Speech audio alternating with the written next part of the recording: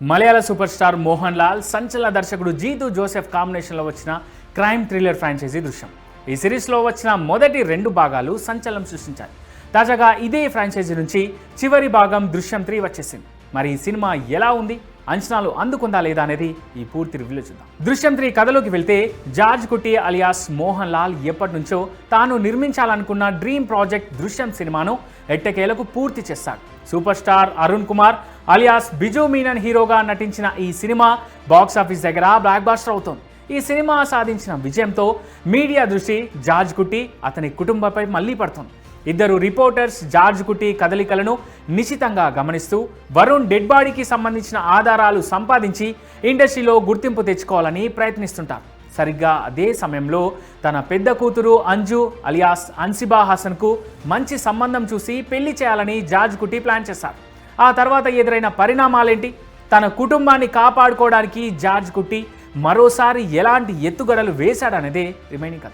Indian సినిమాలో screen play based thrillers list వస్తే అందులో టాప్లో ఉండే సినిమా దృశ్యమే.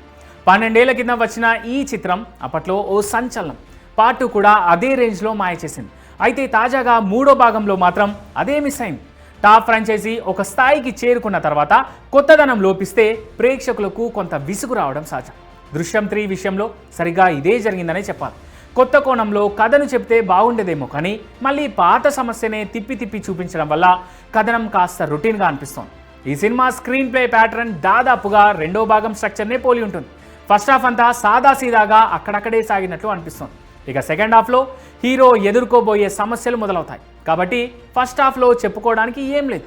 ఇక సెకండ్ హాఫ్లో కథ వేగం పుంజుకొని కాస్త ఆసక్తికరంగా మారుతుందని చెప్పాలి. పాత కేసు తాలూకు ఆధారాలు పోలీసులకు దొరకడం, జార్జ్ కుట్టి ఇరుక్కున్నాడు అనిపించేలా సాగే సన్నివేశాలు కొంత ఉత్కంఠను రేకెత్తిస్తాయనే చెప్పాలి. కానీ జార్జ్ కుట్టి తన తెలివితేటలతో ఎలాగోలా బయటపడతాడనే విషయం ప్రేక్షకులకు ముందే తెలుసు కదా. దానివల్ల గత సినిమాలో లాగా థ్రిల్ ఫీల్ అవ్వలేం. ఇక ఇందులో వచ్చే ట్విస్టులు ఫస్ట్ 2 పార్ట్స్ మాదిరిగా పెద్దగా ఆశ్చర్యపరచవు. భావోద్వేగాలు కూడా మునుపటి స్థాయిలో పండలేదనే చెప్పాలి. ఇందులో ట్విస్టులు ఉండవని ముందుగానే దర్శకుడు చెప్పినా కూడా ఇంత ఫ్లాట్ నెరేషన్ జీతు జోసెఫ్ నుంచి ఊహించలేం కదా. ఇక నిజానికి ఈ ట్విస్టులు వేరే ఏదైనా సినిమాలో ఉంటే అద్భుతంగా ఉండేదేమో, కానీ జీతు జోసెఫ్ గత 2 సినిమాలతో ఒక బెంచ్ మార్క్ సెట్ చేయడం వల్ల 3వ భాగం ఆ స్థాయిని అందుకోలేకపోయిందనే చెప్పాలి. ఇక క్లైమాక్స్ కూడా మునుపటి మ్యాజిక్ రిపీట్ చేయలేకపోయింది. అంతేకాదు క్లైమాక్స్ కూడా ఏదో గందరగోళంగా చిత్రీకరించారు.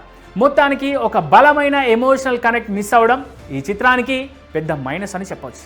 దృశ్యం ఫ్రాంచైజీకి వీరాభిమానులైతే ఓకే, కానీ నార్మల్ ఆడియన్స్కి మాత్రం ఈ సినిమా ఎక్కడం కష్టమే.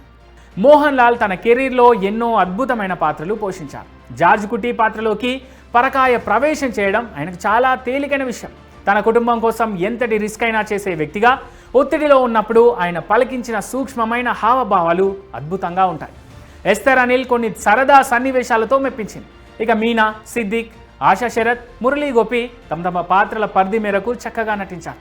మిగిలిన వాళ్ళంతా తమ పాత్రలకు పర్ఫెక్ట్ న్యాయం చేశారనే చెప్పాలి. తెలుగు డబ్బింగ్ చాలా నీట్గా కుదిరింది. ఇదే సినిమాకు మేజర్ ప్లస్ పాయింట్ అనే చెప్పాలి.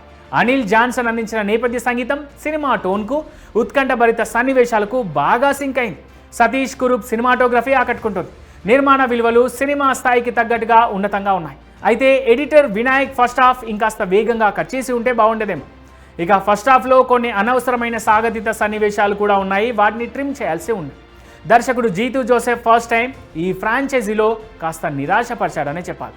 ముందు పార్ట్స్ దృష్టిలో పెట్టుకొని రావద్దని ఆడియన్స్కు ఎంత చెప్పినా ఆ పోలికైతే సహజం కదా.